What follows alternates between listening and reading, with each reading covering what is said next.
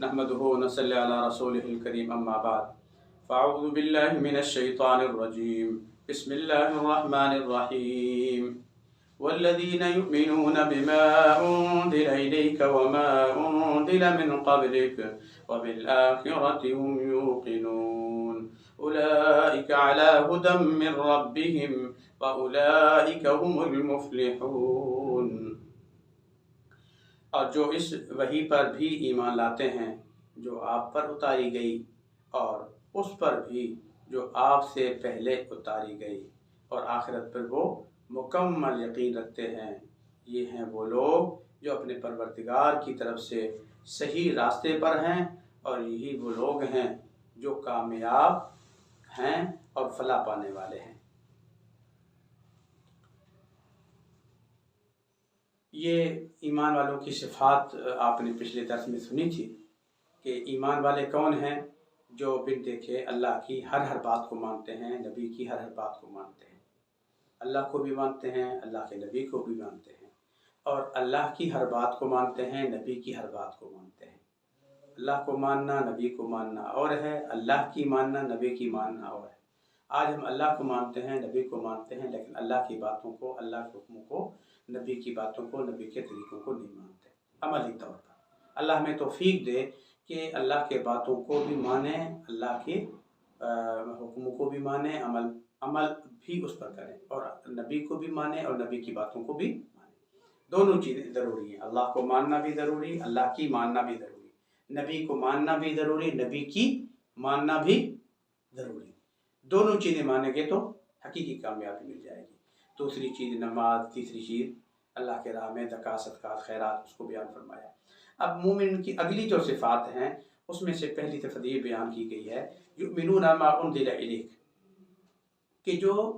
आपके ऊपर कुरान पाक की शक्ल में ये वही आई है, इस वही को मानते हैं, इस पर ईमान रखते हैं, इस पर यकीन रखते हैं। वमा उन्ज़िला मिन क़ब्लिक, और आपसे पहले अम्बिया किराम अलैहिस्सलाम पर जो वही नाज़िल हुई उसको भी, उस पर भी ईमान यकीन रखते हैं। और आखिरी सिफ़त ये बयान की गई है वबिल आखिरति हुम यूक़िनून, ख़ास तौर पे अनदेखी चीज़ों में, कब्र क्या है, नहीं है, बरज़खी ज़िंदगी कैसी है, पुलसिरात क्या है, ये सारी चीज़ें गैब में आती हैं, लेकिन उन चीज़ों में फिर आखिरत का ख़ास तौर पे तज़किरा फरमाया कि आखिरत की बातों पे यकीन रखते हैं। ईमान रखना और बात है, यकीन रखना और बात है। पहले फरमाया युमिनूना बिल गैब, जिसमें आखिरत भी शामिल है कि गैब, छुपी हुई चीज़ों को, बिन देखी चीज़ों को, अनदेखी चीज़ों को ईमान, उन पर ईमान रखते हैं, वो है ईमान। अब आखिर में अल्लाह ने फरमाया कि आखिरत पर ईमान के साथ साथ यकीन भी रखते हैं। जो मोमिन है वो आखिरत पे ईमान भी रखते हैं, यकीन भी रखते हैं। ईमान और यकीन में थोड़ा सा फ़र्क है। जिस चीज़ पे यकीन हो ना, वो हर वक़्त आपके दिल और दिमाग में वो चीज़ हाजिर रहती है, मुस्तहदर रहता है, उससे आप कभी भी आगे पीछे नहीं होते। तो इसलिए अल्लाह ताला ने आखिरत पे यकीन का जुमला इस्तेमाल किया कि अगर तुम ईमान के साथ साथ आखिरत पे यकीन रखोगे तो इसका फ़ायदा ये होगा कि तुम फिर हर कदम पे ये सोच के ज़िंदगी गुजारोगे कि किस काम से मेरा रब राज़ी होता है, किस काम से मेरा रब नाराज़ होता है, कौन सा अमल अच्छा है, कौन सा अमल बुरा है, किस अमल से मैं अल्लाह को राज़ी करूँगा, किस अमल से मेरा रब मुझसे नाराज़ होगा। तो जब ये सोच पैदा हो जाएगी तो इसको कहते हैं आखिरत पर यकीन। इसलिए शेख मौलाना तक़ी उस्मानी साहब इस हवाले से इरशाद फरमाते हैं कि आखिरत से मुराद वो ज़िंदगी है जो मरने के बाद हासिल होगी और जो हमेशा के लिए होगी, और उसमें हर बंदे को दुनिया में किए हुए अमाल का हिसाब देना होगा और उसी की बुनियाद पर यह फैसला होगा कि वो जन्नत में जाएगा या जहन्नम में। अगरचे आखिरत भी उन अनदेखी, बिन देखी, गैब वाली चीज़ों में शामिल है जिस पर ईमान लाने का जिक्र है, सबसे पहले इसी का तज़किरा हुआ, लेकिन आखिर में दोबारा से अलहदा करके खुसूसियत के साथ इसका जिक्र किया गया है। शायद इसकी वजह यह है कि आखिरत का अक़ीदा ही दर हकीकत इंसान की सोच और उसकी अमली ज़िंदगी को सही रास्ते पर रखता है। جو انسان یہ یقین رکھتا ہو کہ ایک دن مجھے اللہ کے سامنے پیش ہو کر اپنے ہر عمل کا، اپنے ہر دن کا، اپنے ہر کام کا، زندگی کے ایک لمحہ، ایک سانس کا جواب دینا ہے، تو وہ کسی گناہ یا جرم کے ارتکاب پر کبھی ڈٹائی کے ساتھ آمادہ نہیں ہوگا۔ گناہ کرتے ہوئے 100 دفعہ سوچے گا کہ اس کا نتیجہ کیا ہے، اس کا انجام کیا ہے، اس لیے وہ پھر ہر برائی سے اپنے آپ کو بچائے گا۔ اور اس کے ساتھ ساتھ ایک چیز میں یاد کروں کہ اللہ تعالیٰ نے وحی کے حوالے سے ایک بات فرمائی کہ جو ایمان والے ہیں نا، وہ آپ پر جو قرآن کریم نازل ہوا اس پر ایمان رکھتے ہیں، اور آپ سے پہلے انبیاء پر جو کتابیں آئی ہیں ان پر بھی ایمان رکھتے ہیں۔ اس میں ایک لطیف اشارہ ہے، وہ یہ ہے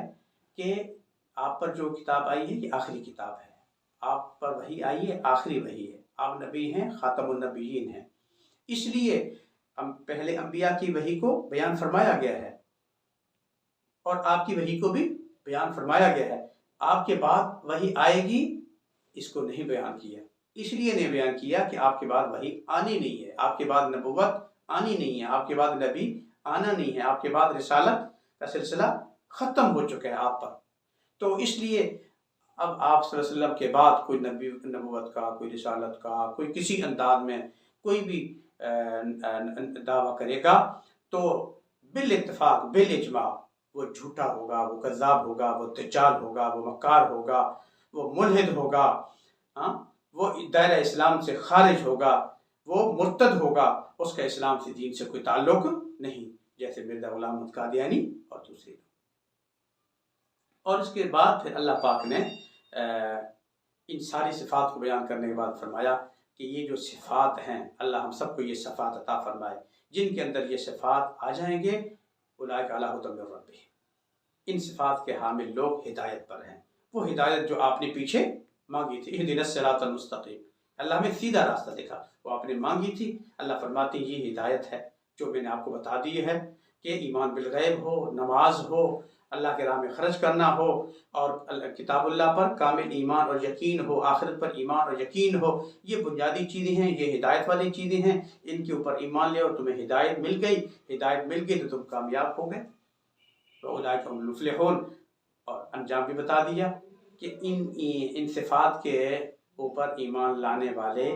جو ہوں گے ان کو مومن کہیں گے، ایسے مومن کا انجام کیا ہے؟ اولئک هم المفلحون، یہی لوگ کامیاب اور کامران ہیں۔ دعا ہے کہ اللہ تعالیٰ ان صفات کو اپنانے کی ہمیں توفیق عطا فرمائے اور دونوں جہانوں کی کامیابی عطا فرمائے، آمین۔ وآخر دعوانا الحمدللہ رب العالمین۔